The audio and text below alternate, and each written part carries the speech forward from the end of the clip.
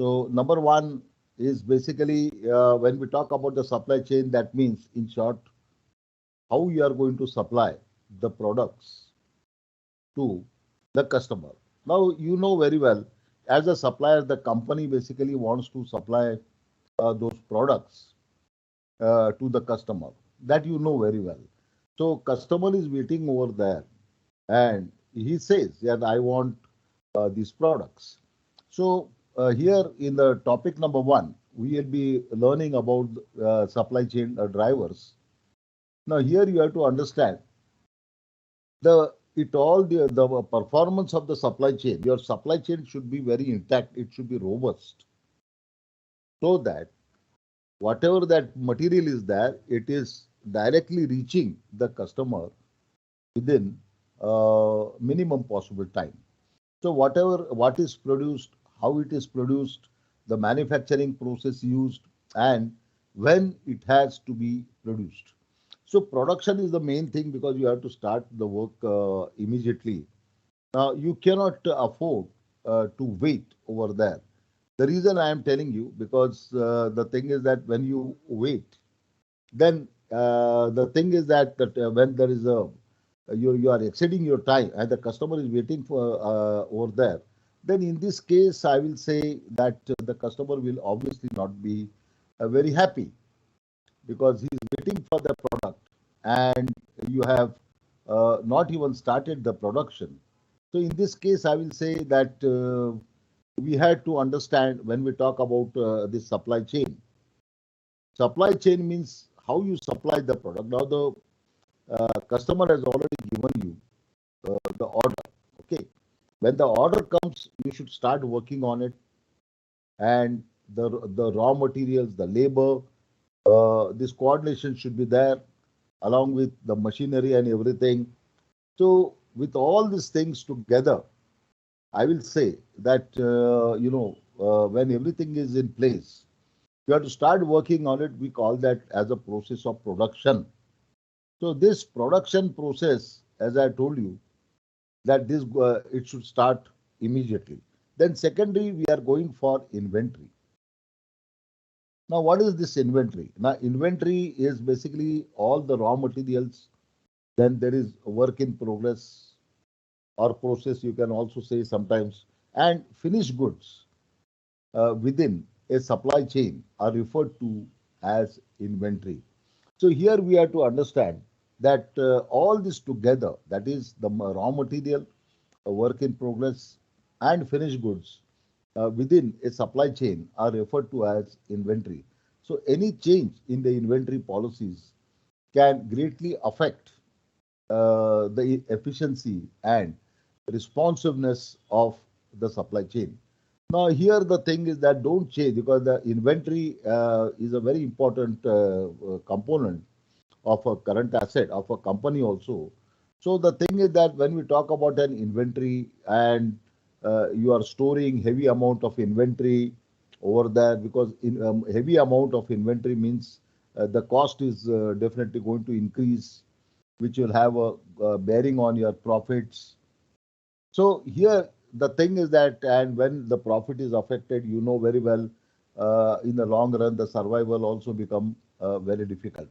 So decisions such as how much to store and where to store in the firm's premises or warehouse or at the retailer's premises. Now, if you are storing in the firm's premises, then obviously you are not paying any rent or anything else, the charges and everything. But if you are, storing at a warehouse or at the retailer's premises, then definitely I will say that in this case, you have to pay some money, the cost which is there. So here, when I say inventory, it's a very important because 70% of the cost is inventory cost. You have to be very particular. So don't try to store heavy amount of inventory unless it is very, very necessary. Now, because as I told you, the costs are very, very heavy. Number one, it is the bank charges. I can say the bank charges are already there. Then we have, as rightly we have seen just now, then the inventory cost includes the warehousing cost, or you are storing that in the retailer's premises.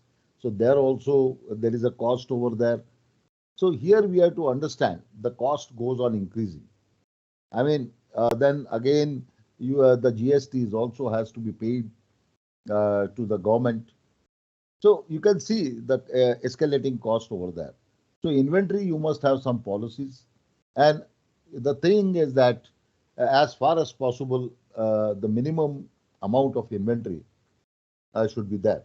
So that may increase your profitability. That is the purpose behind it. And then, as I told you, that on the contrary, reducing inventory. Now, coming to the next scenario. Now, if you reduce the inventory, what will happen? Then, in this case, you see, the customer will be affected because customer will obviously will not be happy if a very little amount of inventory is there in the company, because he may need at the last moment, and at that time definitely it will be very risky. I mean, what answer that the company is going to give to the customer, it will be again a big problem. So the thing is that customer obviously he will shift his loyalty to some other company, and obviously you will see that this is this will affect the company in the long run. So I will say this inventory management is very, very important. Now, if you see the inventory management, what policies you follow when we talk about inventory, this is again very, very important. There are so many policies that we'll be discussing, and the best policy I can also say it is about the economic order quantity method that we'll be studying. So the thing is that the thing economic order quantity, just in time inventory, there are various methods how obviously whichever method you follow, but the thing is that it has a bearing on your costs, and as you know the cost should not increase. That also we understand. So here when we the next point, it is obviously the transportation. Now when we talk about inventory has been moved from point to point to the supply chain using transportation facilities, uh, taking the form of many combinations of mode. We call that as a multimodal. That means once you are going by rail or by road, and then you are going by air, then you are going by sea. This we call it as a multimodal transportation, and routes, each having its own performance characteristics. So the responsiveness and efficiency of the supply chain is significantly affected by the choice of transportation. See, as you know, the efficiency of the supply chain, because as I told you, as we had discussed, the customer obviously is interested in early delivery of the product. Today, as I told you, the customer wants the product at a very early date, no doubt about it. But the problem is this, that can you send it by air? Now, if you suppose a product is there and you try to send it by air, now definitely I will say it will be very costly. Now, if you send it by sea, then it will be very cost effective, no doubt. But the thing is that it will take long period of time. So here you have to have a balancing act. You should have a balancing act, and you cannot expect that the customer obviously he will not be happy. Now by sea, and you are sending by a product, say I'll give you an example so that it will be very clear. Now you are sending the product, say from Bombay, okay. Now you are sending the product from Bombay to XYZ country in the world, where the first the thing is that you have the product is going by road from company to the dock, okay.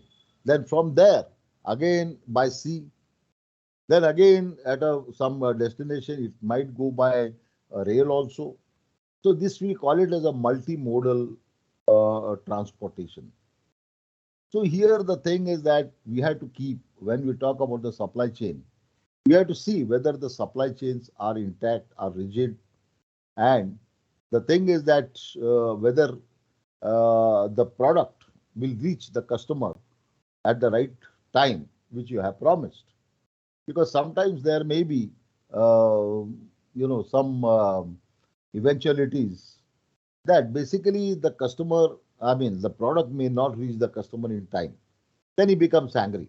It is a cause of dispute also sometimes, because customer is relying on you that the product will reach in the minimum possible time.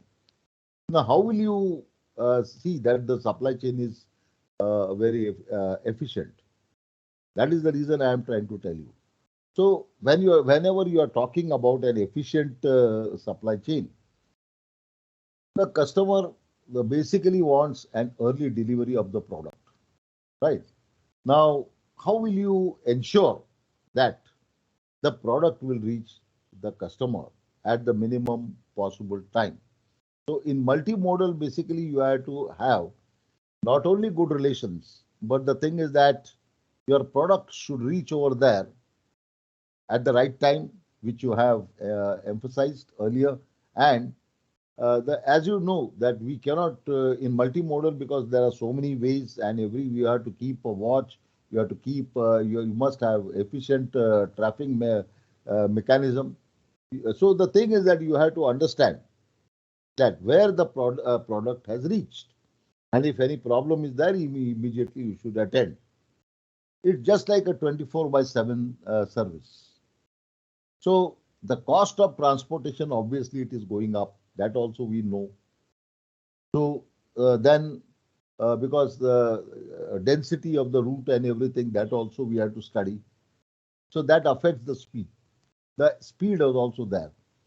So here the thing is that when we talk about supply chain, these are all the factors that definitely the product delivery is going to be affected, right? So now coming to this next slide, uh, the decisions regarding issues related to how to move a product from one location to another and by what mode of transportations are usually trade-off decisions. Trade-offs means you have to take a balanced and optimum decision, so that at the minimum cost, obviously, when we talk about balanced decision, obviously we have to look at the cost, because I mean, if the cost increases, I will not say it's a balanced decision. So there we have to understand, when we talk about all these things, you are also trying to save money, as well as we have to see that the product reaches the customer uh, as per the requirements. I mean, the date when the company has promised. So all these things, tracking mechanism, as I told you, it must be there. You must track, as in international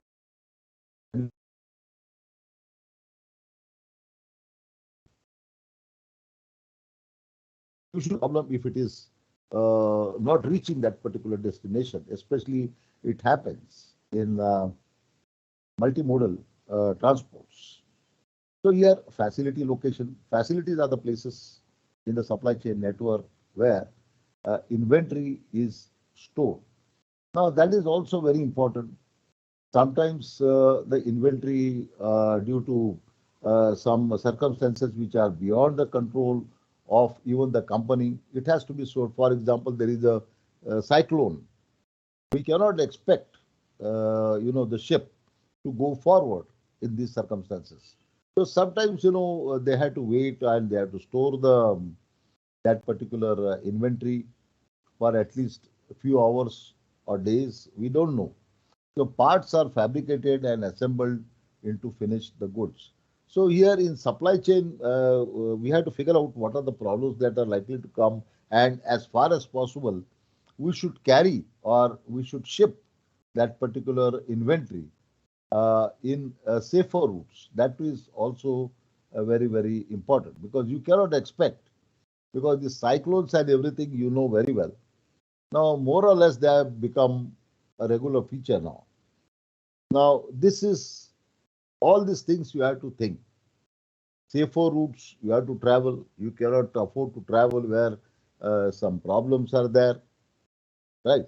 So, all these things you have to keep on thinking about it, especially when we are talking about international sending. You are going international, global, and sending your goods over there. So, these problems may arise in supply chain management. Now, when we talk, because we are also thinking globally also, because we have customers at different locations across the world. When we talk about global, and because your customers, they also increase along with the profits. So there are advantages when we talk about global scenarios. So here we have to keep, but there is obviously at every step we have to be very careful. And as I told you, it's a 24 by 7 job. So you cannot say that the thing is that this is a 10 to 5 job. It's a 24 by 7 because on the way we don't know what problems are going to be faced. I just now I gave you the example of a cyclone. There may be a theft. Obviously, insurances and everything that is it is part of a deal.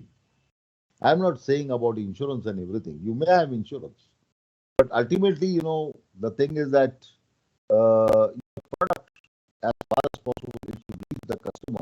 You have to make the customer happy. So that is, we are taking the safety measures. We know that these are the risks which are there, and we want to see that whenever we talk about a risk, we have insurance and everything, we have maximum protective measures. But ultimately, the customer, I mean, the supplier focuses on the customer. Our main aim is to do business. And for this reason, you have to be very, very careful and take a shorter route, not a very longer route, especially when you are sending goods to the customer. This is very, very important. Okay. Now, coming to the next one, because transportation, as I told you, that you see the oil prices, they are going up. And when oil prices are going up, it is already, say, about 90, 95 dollars per barrel. Oil, I mean, it's already very costly. You see the prices, they are very, very volatile, I will say. So the thing is that a lot of money is spent on transportation. So we have to be very careful. We have to send the goods along with, you cannot, of course, if there is a huge order, then you can reserve even the entire ship also. But suppose the thing is that you can also send with other goods and everything because other companies they will be also sending the goods. So like that also you can definitely send the goods. That's okay. But as I told you, there are so many balancing factors that you have to do because there is a lot of uncertainty over there in today's scenario.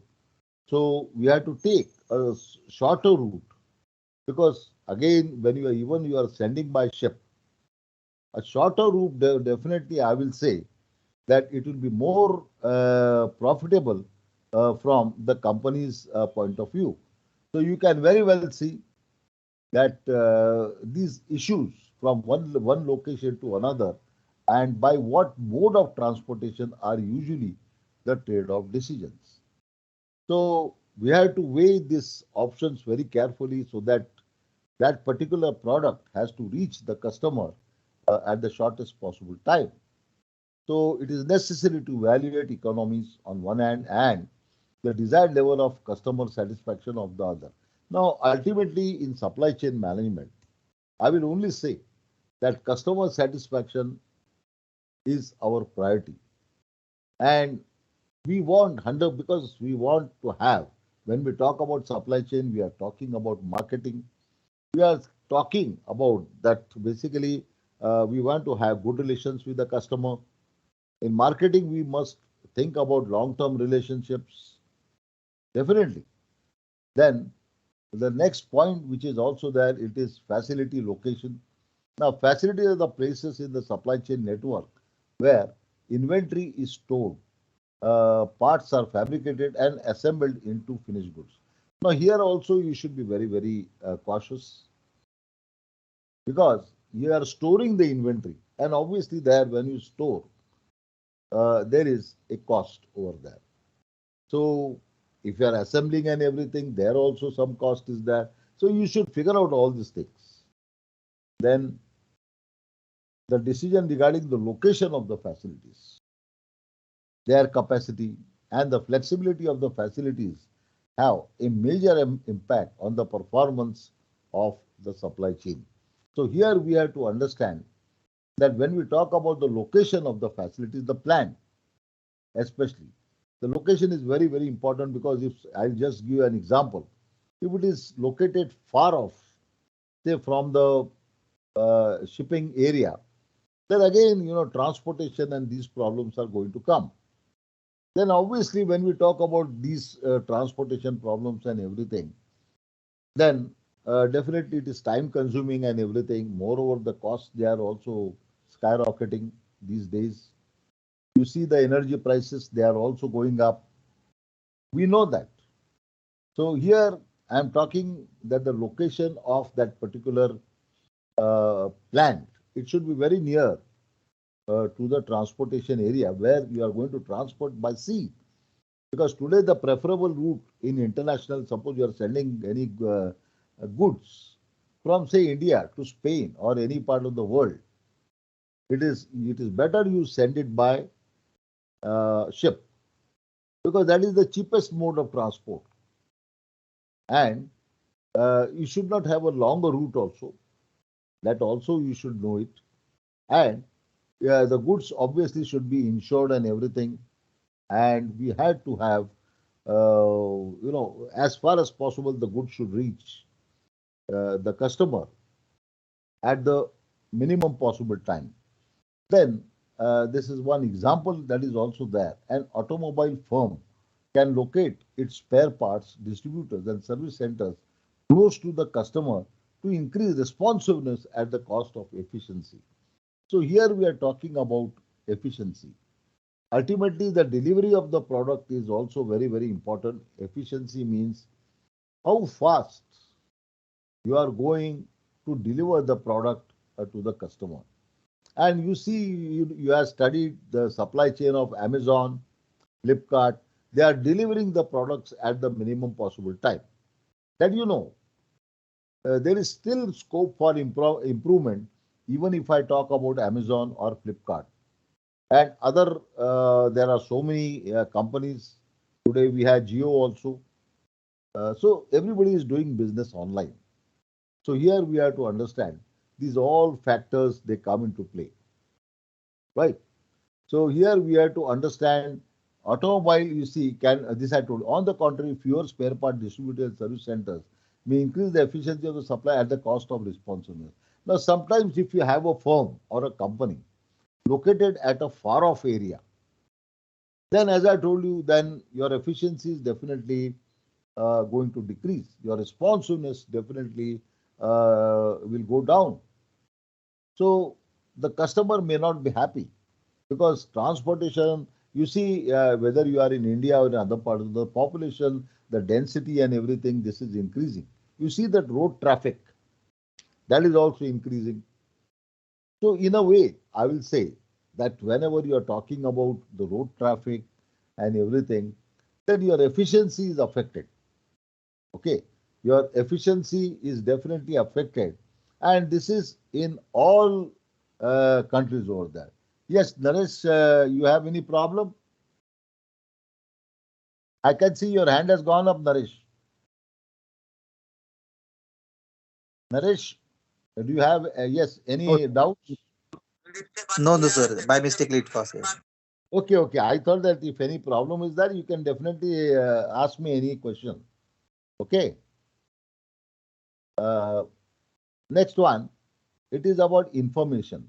Now, as I told you in supply chain management today, the real fact which I want to bring in front of you, Mr. Naresh, it is that basically many of the supply chains they are disturbed. Now, this is practically a reality. It is because of the Ukraine war, which is going on more than 9 months. And you see the supply chain, even in China and everywhere, they are all affected. So we can say the supply chains, they are not that robust as it was, say, 2 years or 3 years back. Even COVID has also affected the supply chains.